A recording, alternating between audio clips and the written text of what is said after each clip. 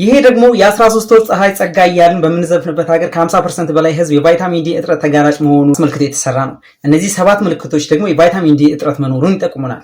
አንደኛ ረፍት ላይ እንኳን ሆናችሁ ድካምና ዝቅተኛ ኃይል ወይንም ሎወር ኢነርጂ ማስተዋል። ይህም ቫይታሚን ዲ ሰውነታችን በሚያወጣው የኃይል ምንጭ ላይ የሚኖረው ሚና የጎላ ስለሆነ። ሁለተኛ ለአጥንትና የጀርባ ህመም መጋለጥ። ቫይታሚን ዲ በተለይ ለአጥንታችን ጥንካሬ የሚሰጠውን ካልሲየም በማስረግ ወይንም ደግሞ አብዞርፕሽን ላይ ሚናውን ይጫወታል።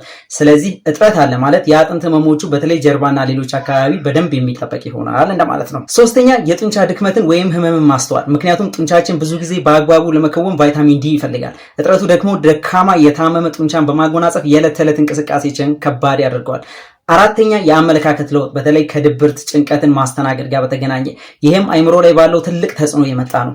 አምስተኛ በቀላሉ መታመምና ከታመሙ በኋላ ወይም ከቆሰሉ ቶሎ ያለመዳን ችግር፣ ምክንያቱም ቫይታሚን ዲ ቶሎ ቁስል እንዲድን የሚያደርገውን ኮምፓውንድ ምርት ስለሚደግፍ ማለት ነው። ስድስተኛ ፀጉር መርገፍ ነው። የከፋ ቫይታሚን ዲ እጥረት ፀጉርን በማርገፍ በጣም ያሳሳል። ቫይታሚን ዲ የፀጉርን ፎሊክል ጤና ከመጠበቅ አንጻር ሚናውም ቀላል ስላልሆነ ማለት ነው።